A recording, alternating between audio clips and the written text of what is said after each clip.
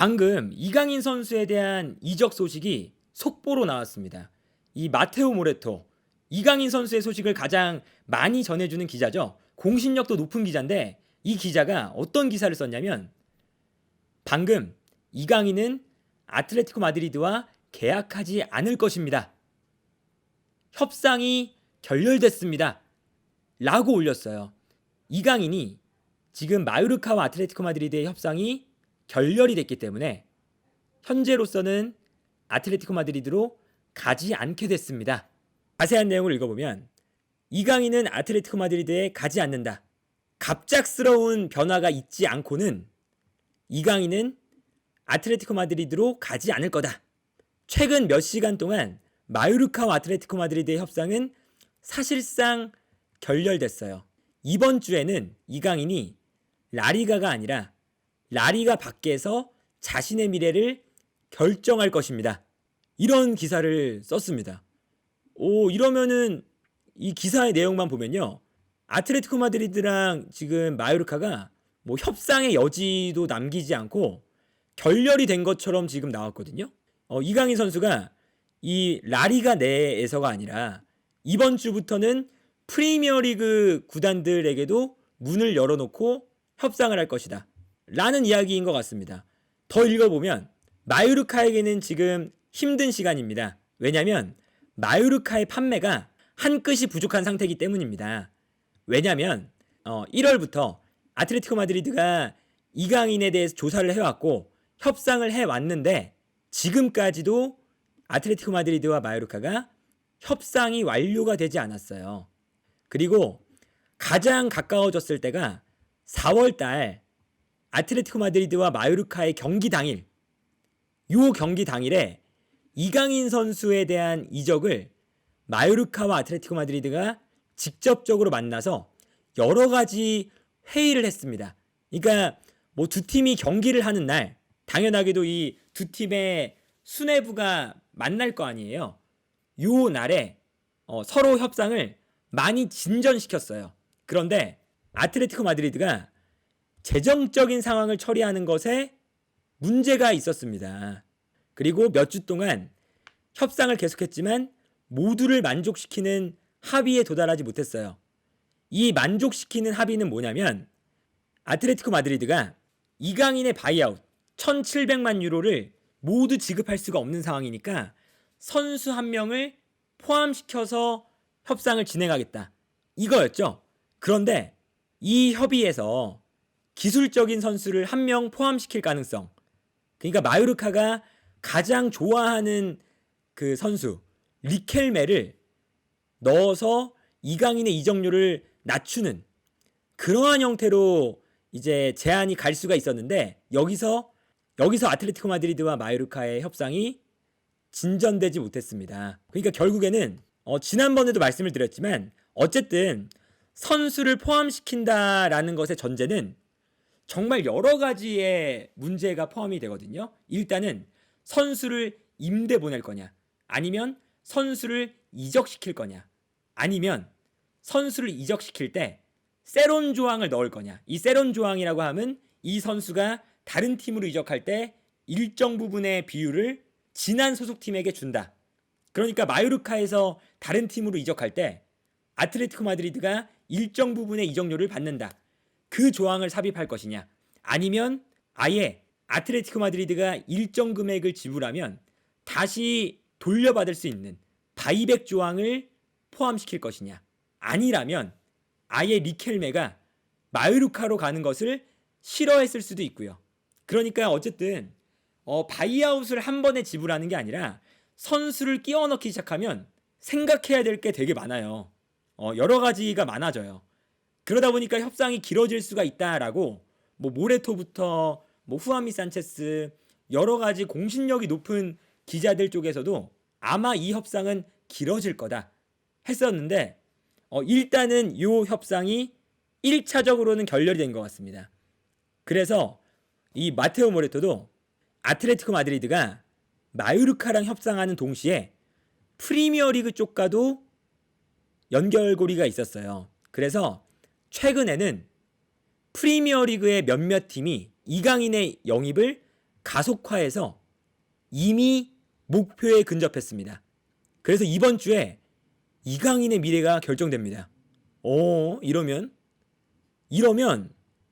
사실은 이 마테오 모레토가 아까도 말씀드렸지만 굉장히 확신을 갖고 지금 이강인의 기사를 쓰거든요. 그래서 뭐 지난주에 있었던 이강인의 바이아웃이 뭐 높아진다, 스탯에 따라서 올라간다, 이러한 이제 기사에도 내 기사가 100% 옳다, 마치 자신의 그 기자직의 명예를 걸고 이강인의 소식만큼은 내가 100% 옳다, 내가 이강인에 대한 소스, 확실한 소스가 있다 라고 언급을 했었거든요. 그런데 이 기자가 이번 주에 이강인의 미래가 결정될 거고 지금 많은 사람들이 확인해 줬던 것처럼 아틀레티코 마드리드가 이강인에게 관심이 있는데 그럼에도 불구하고 아틀레티코 마드리드로는 가지 않을 것입니다. 약간 확신을 가지고 지금 올렸네요. 이 정도로 확신을 가지고 올렸다면 어쨌든 어느 정도 소스가 있는 것일 거고, 그리고 일단은 뭐 이게 완전히 아틀레티코 마드리드랑 마요르카가 결렬이 된 건지는 모르겠지만 일단 이번 주에는 이강인 선수가 프리미어리그의 소식도 들어볼 거다. 그리고 이번 주에 프리미어리그 행이 결정될 수도 있다. 라는 이야기입니다. 이러면은 정말 급격하게 변화를 해서 프리미어리그 쪽으로 가는 것도 생각을 해봐야 될 것 같고요. 지금 이제 나오고 있었던 팀들이 당장 이 기사를 썼던 마테오 모레토가 지난달에 5월달에 맨유가, 그러니까 결국에는 이 아틀레티코 마드리드가 바이아웃을 지불할 수가 없는 상황이기 때문에 이런 상황이 오는 거예요. 바이아웃을 지불 못하면 이제 어쨌든 이적 자체가 약간 지저분해지거든요. 뭐 선수를 넣고 협상을 해야 되고 여러 가지 조율을 해야 되고 선수의 마음도 생각을 해야 되고 이런 건데, 그러니까 어쨌든 프리미어리그 팀들은 이런 협상의 단계를 거치지 않고 그냥 바이아웃을 지불해서 데려갈 수 있는 재정적인 능력을 가지고 있으니까, 그러다 보니까 지금 이 마테오 모레토는 프리미어리그 행을 조금 더 강력하게 지지하고 있는 것 같습니다. 그래서 아무튼 이번 주를 시작하면서부터 지난주에는 이강인 선수가 뭐 라리가에 남는다 이런 이야기들이 많이 나왔고, 이번 주는 시작부터 이강인이 프리미어리그 팀들과 협상을 할 것이다 라는 이야기가 계속 이제 아마 나오지 않을까 싶네요. 이게 참 뭐 이적 시장의 재미라고 할 수가 있겠죠. 이적 시장은 근데 이런 일들이 정말 많이 일어나고 정말 이게 방향성이 왔다 갔다 할 수가 있거든요. 그래서 뭐 당장 내일도 갑자기 아틀레티코 마드리드랑 마요르카가 다시 협상이 잘 됐다 이런 얘기가 나올 수도 있어요. 그렇기 때문에 우리가 이번 주도 아틀레티코 마드리드와 마요르카의 상황이 어떤지, 그리고 이강인을 노리는 팀들은 어떤 팀들이 있는지, 이런 것들을 유심히 한번 지켜봐야 될 것 같습니다.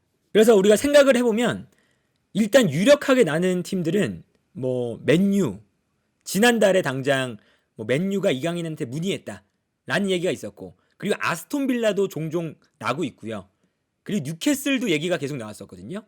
근데 여기서 뭐 당연히 요 세 팀 중에 하나 꼽아라 하면은 맨유가 가장 큰 클럽이다 라는 거는 뭐 변함이 없을 거고, 맨유를 가는 게 가장 뭐 이강인 선수한테도 좋은 선택지가 될 수가 있죠. 물론 이제 거기에는 에릭센이나 브루노 페르난데스나 이런 선수들이 있지만 이강인 선수가 좌우 측면에서 뛸 수 있기 때문에 산초를 대신해서 뛴다던가 뭐 안토니를 대신해서 뛴다던가 이럴 수도 있거든요. 특히나 에릭센 같은 경우는 나이가 좀 있고 그리고 이제 부상 이슈가 있기 때문에 매 경기 나오긴 힘들잖아요. 그래서 그 자리에서도 이강인이 뛸 수 있기 때문에 이강인이 뭐 중앙, 왼쪽, 오른쪽 여러 가지 위치에서 번갈아 가면서 나올 수 있다.